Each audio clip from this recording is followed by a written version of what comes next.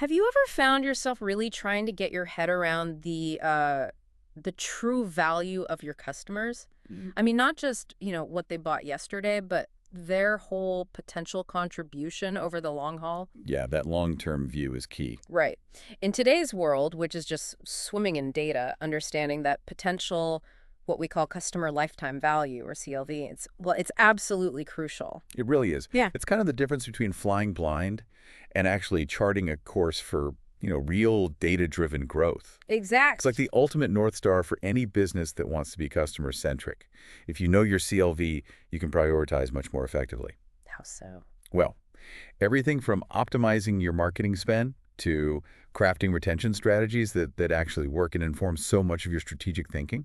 And building on that, today's deep dive is really fascinating because we're not just talking theory. We've actually got a blueprint. A practical guide. Yeah, a blueprint for building an entire customer lifetime value pipeline, like from the ground up. We're going to unpack how organizations can build an end-to-end system to compute CLV. And specifically, using a pretty robust framework on Databricks, leveraging that historical purchase data. Right. Our mission today is really to give you a kind of shortcut to understanding this, let's face it, complex but vital metric. We want to show how it enables truly data-driven decisions in marketing, retention, personalization. All that good stuff. And the source material we have is, it's quite detailed. It's a technical document. You really should think of it as a blueprint. It lays out the architecture, even walks through the code examples. So pretty hands-on. Very. It's designed to take you from raw data all the way to, really actionable customer insights. Okay, so to get those insights, you obviously need a solid foundation. Yeah. And that brings us to the core architectural approach in our sources today. The data lakehouse. Oh, yes, the lakehouse. It's kind of like, imagine refining raw materials, right, into finished products. You wouldn't just chuck everything in one big bin. No, definitely not. Chaos would ensue. Exactly. You'd have stages, right, processing stages. And that's what this multi-layered data architecture does. And that analogy fits perfectly with the common bronze, silver, gold layering strategy you see a lot in Databricks lakehouses. Okay. Each layer has a very distinct critical purpose in refining the data, Yeah. taking it from raw to something highly valuable and business ready. So let's start at the beginning then. Bronze layer. This is the raw inflow, right? The first stop for everything coming in, totally untransformed. Why, though? Why keep it completely raw at the start? That's a really critical point. By keeping it raw, the bronze layer basically acts as this immutable, complete archive of your source data. Ah, okay. Like a backup record. Sort of, but more foundational. Yeah. In this specific pipeline, for example, raw purchase transactions from a transactions.json file get ingested into Bronze using autoloader. Autoloader. Yeah, it leverages structured streaming, so it handles continuous updates. Basically, as soon as new transactions happen, boom, they land in Bronze. Okay, near real time. Pretty much. Then you've got other data, like customer profiles Yeah. from a customers.csv file and maybe marketing touchpoints from campaigns.csv. Those also land in Bronze, but they might be ingested in batch. Right. Go. But the key is this raw approach gives you complete data lineage. You can trace everything back, and recoverability, which, for compliance or debugging is vital. That makes a lot of sense. Avoids the garbage in, garbage out problem later if you can always trace back to the original. Exactly. So moving up the value chain, we hit the silver layer. Okay. Now, this is where the real refinement starts. You take that raw data from Bronze, you clean it, you transform it, combine it, basically create meaningful features that are ready for analysis and modeling. Right. Get it ready for work. The core of this layer, in this CLV context, is calculating the RFM metrics: recency, frequency, monetary value. Ah, RFM. Classic. Absolutely. So frequency is just, how often a customer buys count of orders. Monetary value is the total they spent. Stroke. Yeah, and you often derive ag amount per purchase, too. And then recency days. This one's calculated by finding the difference in days between some current date. Which you have to define. Right, which the blueprint specifies as 2025-07-02 and the customer's last purchase date. Duh. These RFM metrics, they're really the bedrock for understanding customer behavior patterns. They are powerful on their own, but I guess the real magic happens when you start combining data, right? How does Silver enrich these RFM numbers? Precisely. Yeah. Enrichment is key here. So we join the RFM data with the customers.csv data that landed in Bronze. The profile data. Yeah, to add attributes like customer age to the Right. feature set. Yeah. And crucially, we also join with the campaigns.csv data. The marketing touches. Exactly. To get the latest campaign type for each customer based on, the most recent campaign they were part of. This whole process cooks up this really vital table, silver.customer CLV features. Okay. And that table contains all the necessary inputs you need for the actual CLV calculations downstream. So having all these features neatly joined together in Silver, what kind of questions can a business suddenly answer that might have been, like, incredibly painful before? Oh, that's a great question. It immediately lets you ask things like, okay, are my high-frequency, high-spend customers the ones actually responding to my discount campaigns versus my loyalty campaigns? Right. Connecting behavior to marketing. Or how does customer age actually correlate with their recency? Are older customers buying less often? Things like that. Without this organized, enriched silver table, trying to answer those questions would just be a massive data wrangling headache. Yeah, it joins across multiple raw tables. Not fun, let alone trying to build a model on that mess. Absolutely. Silver turns that disjointed data into a unified, rich profile. It gives you that holistic view of the customer. Okay, so we've meticulously collected the data in bronze, refined and enriched it in silver. Where does it finally become, truly actionable for the business folks? Right, that's the job of the gold layer. This is where insights get polished and ready for direct use. Think business dashboards, reports, feeding applications. The finished product. Exactly. And what's really interesting in this blueprint is that it offers not just one, but two distinct paths to actually calculating customer lifetime value in the gold layer. Two paths. Why two? Flexibility, really. That's a key aspect here. The first path is for what they call simple CLV. It's designed to give you a quick estimation. Okay, quick and dirty. Sort of, yeah. Yeah. It exists for situations where you need a fast, low-latency estimate of customer value, maybe without needing all that rich enrichment data we just talked about. What kind of situations would that be useful for? Where would a business use this quick CLV? Well, you could imagine it being great for, say, operational dashboards, where you just need an immediate pulse check on customer value segments. Or maybe A/B testing different website versions quickly? Exactly. Places where a full-blown predictive model might be overkill or just too slow. And it has this neat trick, architecturally speaking. It's described as a bronze to gold shortcut. A shortcut. How does that work? Bypassing silver. Essentially, yes. Yeah. It goes directly from the bronze layer, grabs the raw transactions, calculates the RFM metrics right there, which is normally silver's job, remember? Right. And then moves straight to calculating a simple CLV formula. It avoids those extra joins for enrichment data like customer profiles or campaign history, which might sometimes be delayed or maybe even optional for this specific use case. Okay, so what's the simple formula look like? The calculation logic here is, well, pretty straightforward. It effectively takes the customer's total monetary value and multiplies it by 3. Just times 3. Why 3? The source documentation implies this represents an assumed 3-month customer lifetime for this simple calculation. It's a simplifying assumption for speed. So while the code might show monetary value frequency 3, mathematically it just boils down to monetary value 3. Ah, okay. So total spend times 3. Got it. The output is a table called goal.customerCLV, simple. And the source gives examples like, for customer C001, their simple CLV is 315.6. For C002, it's 225.0, quick numbers. Okay, so that's our quick estimate path. Now, the other side of the coin, predictive CLV. This sounds like where the deeper insights lie using machine learning.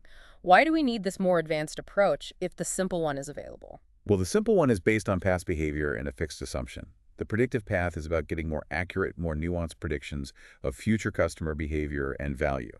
That's the key difference looking for. Right, using ML. Exactly. It integrates a machine learning model. Yeah. The source provides an example using linear regression, but you could use other models too. And what does it learn from? It's trained on those enriched features from silver layer member frequency, recency days, AVG amount, maybe even age or latest campaign type. All that good stuff from silver.custom idea features. Precisely. And the model's goal, its label, is to predict future 6-month revenue. Okay, future revenue. How is that defined in this blueprint? Predicting the future is tricky. That's a great point. It's always a modeling choice. In this specific blueprint, they define it simply as the historical monetary value multiplied by 0.8. So like, assuming future revenue will be 80% of past total spend. For this particular model, yes. You could think of it as a pragmatic, maybe slightly conservative forecast specific to this example's design. It's not necessarily a universal standard for predictive CLV, just how it's set up here. Makes sense. It's a way to define the target. Right. And managing this whole ML part, training, versioning, deploying, that's where MLflow comes in. It's highlighted as critical. MLflow for MLOaks. Exactly. It tracks experiments, logs model versions, MLflow.sclearn.log model, registers models in a central registry, MLflow.register model. So you know exactly which model is which. Essential for reproducibility. Totally. And it allows you to deploy these models, for instance, via Databricks serving endpoints. Right. So you can get real-time predictions or scores. It really operationalizes the ML aspect. Okay, so the model predicts future revenue, then what? The system takes it a step further, right? It automatically segments customers. Yes, that's a key output. Once that predicted CLV, the predicted future revenue, is calculated, customers are automatically slotted into value tiers. This sounds like the payoff for personalization efforts. How does having this deeper AI-driven segmentation actually change how a company might approach its customers? Oh, it's a potential game changer. Customers get segmented as high value if their predicted CLV is over 1,000, medium value if it's over 500, and low value otherwise. These thresholds are specific to this example, of course. Sure, you tune those. Right.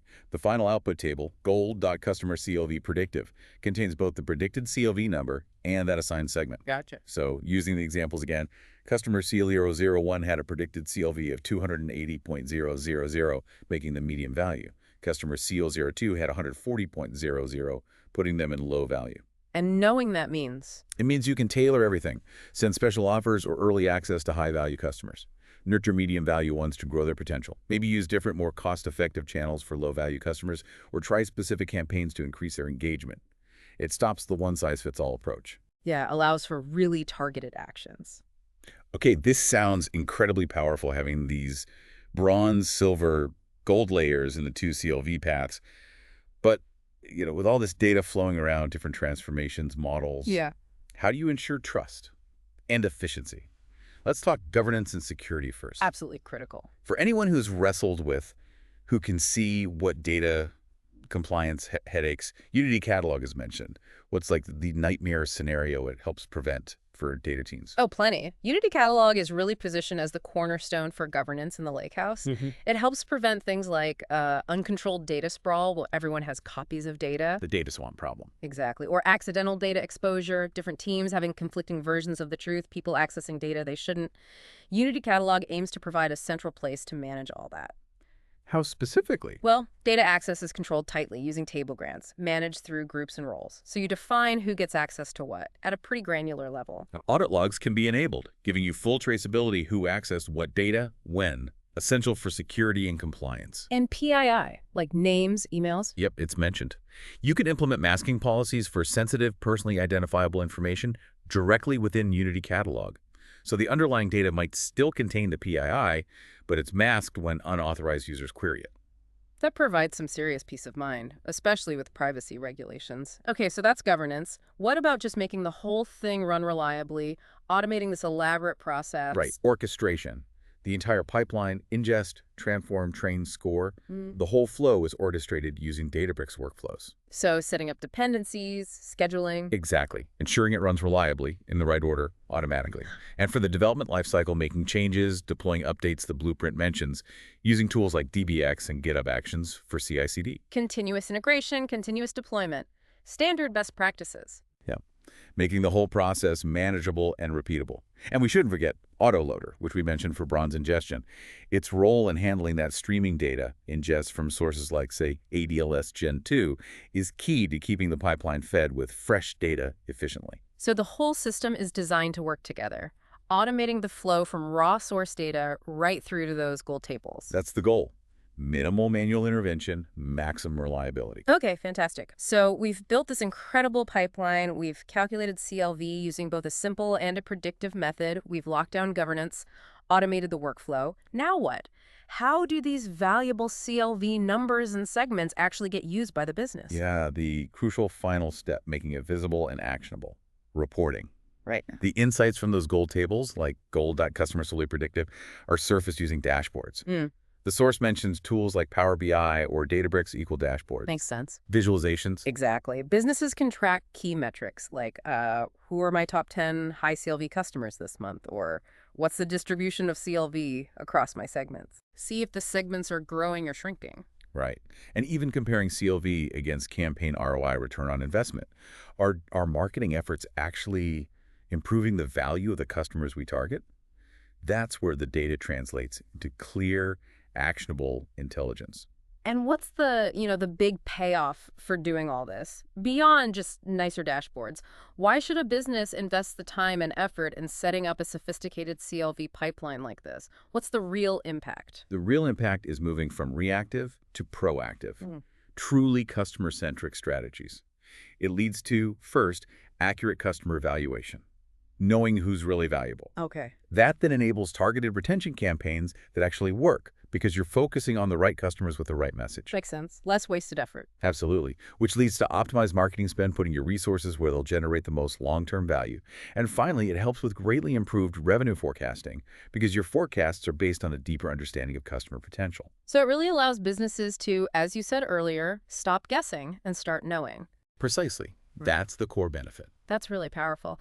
We've definitely seen today how this kind of structured, multi-layered pipeline offering both the speed of simple estimates and the accuracy of predictive models can empower businesses to truly understand and act on customer value. It feels like a complete game changer for making those data-driven decisions. It really does provide a solid framework. And we've seen how CLV can predict future customer value based on past behavior. But maybe a final thought to leave folks with. Yeah. What if we thought about it slightly differently? How might regularly calculating CLV, and more importantly, acting on those insights, tailoring campaigns, improving service for high-value segments, how might that not just predict, but actively change future customer behavior? Could it create a feedback loop that actually leads to even higher lifetime value than the initial prediction? Huh. So the act of measuring and reacting actually improves the metric itself. Potentially.